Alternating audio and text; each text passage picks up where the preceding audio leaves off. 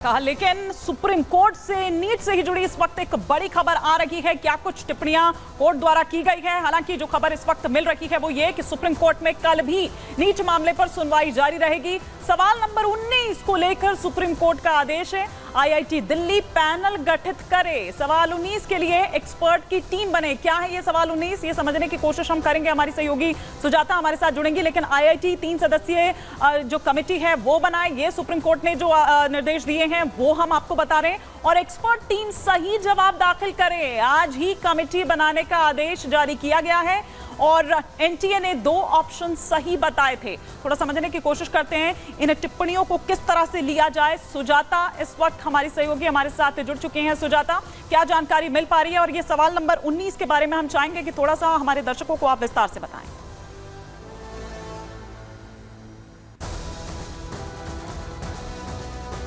सुजाता, क्या आप मुझे सुन पा रही हैं? मुझे नहीं लगता कि सुजाता तक आवाज इस वक्त पहुंच रही है। लेकिन देखिए, ये माना जा रहा था कि आज इस पर कोई फैसला सुप्रीम कोर्ट सुना सकता है और ये फैसला जाहिर तौर पर ऐतिहासिक फैसला होगा। लेकिन क्योंकि ये मामला गंभीर है, बच्चों के भविष्य से जुड़ा हुआ ये पूरा मामला है, तो इसलिए इसमें कोर्ट भी कोई ऐसी जल्दबाजी नहीं करना चाह रहा है। कल भी इस मामले पर सुनवाई जारी रहेगी। कुछ आदेश, कुछ टिप्पणियां या कुछ ऐसे निर्देश जो कोर्ट द्वारा दिए गए हैं वो हम आपको सिलसिलेवार तरीके से यहां पर बता रहे थे। लेकिन आइए अब इस मुद्दे पर हम यहां पर आपको दिखाते हैं कि किस तरह से नीट पर यह सुप्रीम सुनवाई होती है और कोर्ट द्वारा क्या कुछ कहा जाता है। इस पर सुप्रीम सुनवाई जारी है, यानी कि अब माना जा रहा था कि आज पहले फैसला आ जाएगा, अब आज ऐसा कोई फैसला नहीं दिया है। कल भी अभी इस मामले पर फैसला सुनवाई जो है वो जारी रहेगी। देश को नीट पर सुप्रीम कोर्ट के फैसले का इंतजार है। नीट पर सुप्रीम कोर्ट में 40 ऐसी याचिकाएं हैं जिन पर सुनवाई चल रही है। दोबारा परीक्षा कराई जाए, ये जो याचिका करता है उनका कहना था। तो आज जो ये सुनवाई हो रही थी, ऐसी ही री एग्जाम समेत जो 40 ऐसी याचिकाएं हैं उन पर यह सुनवाई हो रही थी। एनटीए ने पेपर लीक की बात को माना है और वहीं एनटीए ने ऑल इंडिया रैंक जारी नहीं की है। ये याचिकाकर्ताओं के जो वकील है, याचिकाकर्ता जो हैं, वो दरअसल कहते हुए नजर आए, बैंक जाने से पहले पेपर लीक हो गया। मतलब ये नहीं कि वहां पर बाद में हुआ, बल्कि पहले ही ये पेपर जो है वो लीक हो गया। ये याचिकाकर्ताओं ने अपनी याचिका में कहा। तो ये जो सुप्रीम सुनवाई आज चल रही है, जिन मुद्दों पर चल रही है, जो 40 ऐसी याचिकाएं हैं उस पर ये चल रही है। लेकिन याचिकाकर्ताओं के जो वकील हैं वो क्या कुछ कह रहे हैं, ये आपको सुनवाते हैं।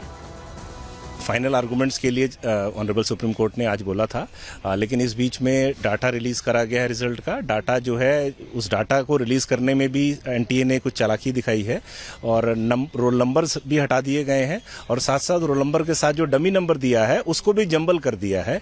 तो हम ये तो देख सकते हैं कि एक सेंटर में कितने बच्चे हैं, पर हम क्लासरूम वाइज नहीं देख सकते, क्योंकि ऐसा भी हो सकता है कि एक सेंटर में कुछ क्लासरूम कॉम्प्रोमाइज्ड हो और कुछ जगह फेयरली एग्जाम हुआ हो। सुप्रीम कोर्ट का क्या निर्देश था इस मामले में? सुप्रीम कोर्ट ने कहा था कि सारा डाटा रिलीज करें, बच्चों के आइडेंटिटी डिस्क्लोज ना हो। तो बच्चों के आइडेंटिटी के लिए नाम छुपाया जा सकता था, रोल नंबर छुपाने की कोई जरूरत नहीं थी। और अगर आपने रोल नंबर छुपाया है तो रोल नंबर को उसी सीक्वेंस में देना चाहिए था, डमी नंबर को, जो रोल नंबर के हिसाब से है।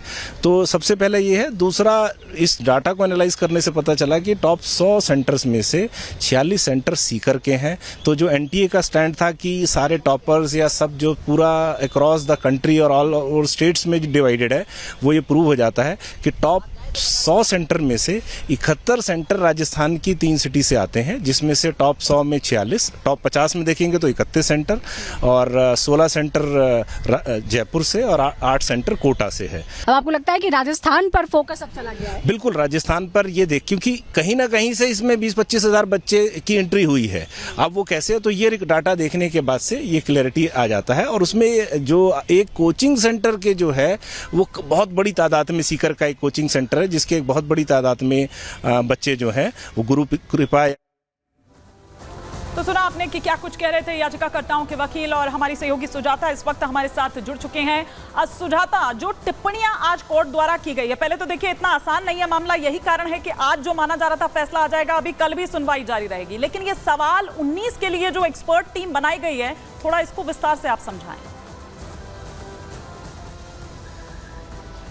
जी, दरअसल देखिए आज चौथी सुनवाई थी। हॉलीडे खत्म होने के बाद 8 तारीख, 12 तारीख, 18 तारीख और आज ये चौथी सुनवाई थी इस पूरे मामले पर। और आज जो पूरा फोकस था कि याचिकाकर्ता ये साबित करे सुप्रीम कोर्ट के सामने कि ये जो समस्या है दरअसल एक सिस्टमेटिक फेलियर है, यानी पूरी तरह से व्यवस्था चरमरा गई है और बड़े पैमाने पर ये गड़बड़ी हुई है और इसीलिए आप दोबारा परीक्षाओं कराने के अलावा कोई विकल्प नहीं है। इसीलिए याचिकाकर्ताओं की तरफ से 3 वकीलों ने आज लंबे समय तक जिरह की और इस दौरान लास्ट में जो एक सवाल आ गया वो था क्वेश्चन पेपर में जो नंबर 19 का सवाल है उसके जवाब, 2 जवाब ठीक थे।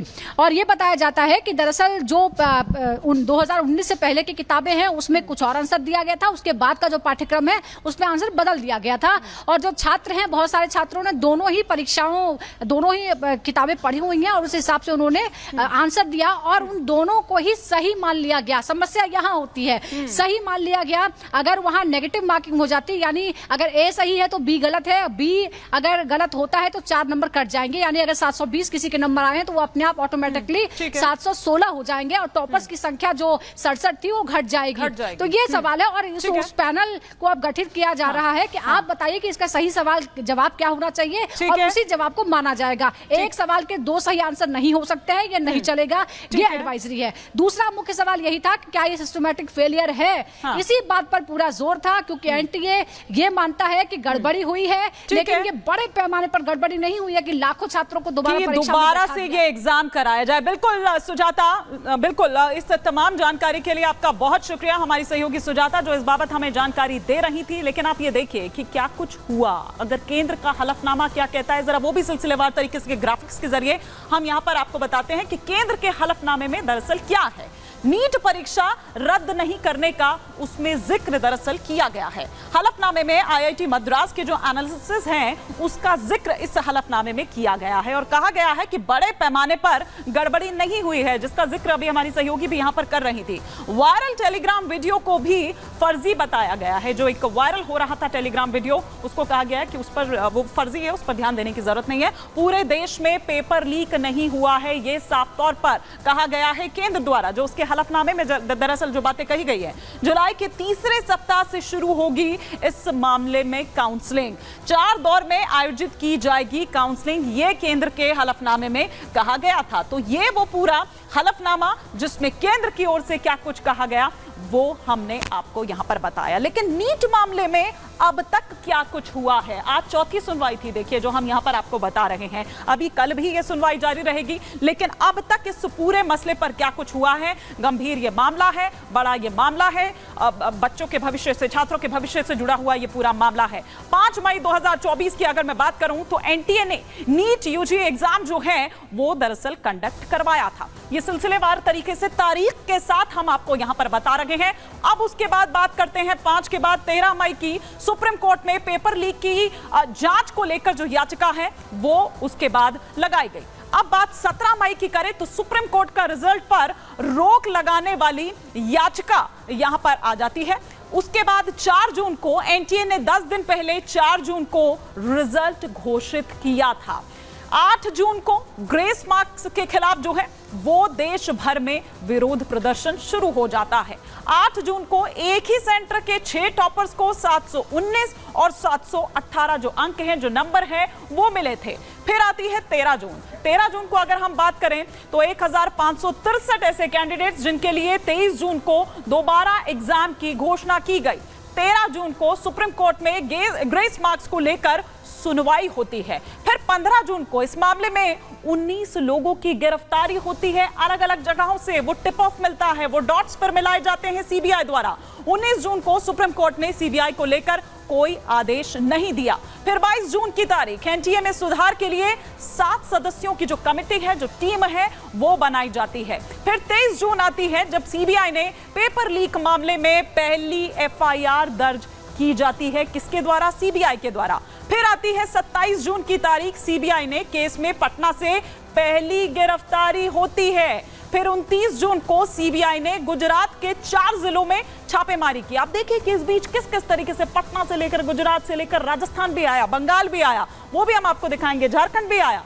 30 जून को नीट री एग्जाम की जो आंसर है वो जारी किया जाता है। फिर 3 जुलाई को सीबीआई ने झारखंड से अमन सिंह को गिरफ्तार किया। क्या क्या किस तरह से इनकी भूमिका रही, किस तरह से इनका रोल रहा, कैसे ये एक दूसरे से कनेक्ट हुए। फिर 4 जुलाई को 56 छात्रों ने री-नीट के खिलाफ सुप्रीम कोर्ट में एक याचिका दायर की। फिर 6 जुलाई एनटीए ने सुप्रीम कोर्ट में 4 सवालों का जवाब देते हुए जो हलफनामा है वो जारी किया। उसके बाद 8 जुलाई आती है जब सुप्रीम कोर्ट में नीट मामले की सुनवाई होती है और 10 जुलाई को केंद्र सरकार, एनटीए और सीबीआई ने सुप्रीम कोर्ट में जो हलफनामा है, जो थोड़ी देर पहले केंद्र का हम हलफनामा आपको दिखा रहे थे, वो सौंपता है।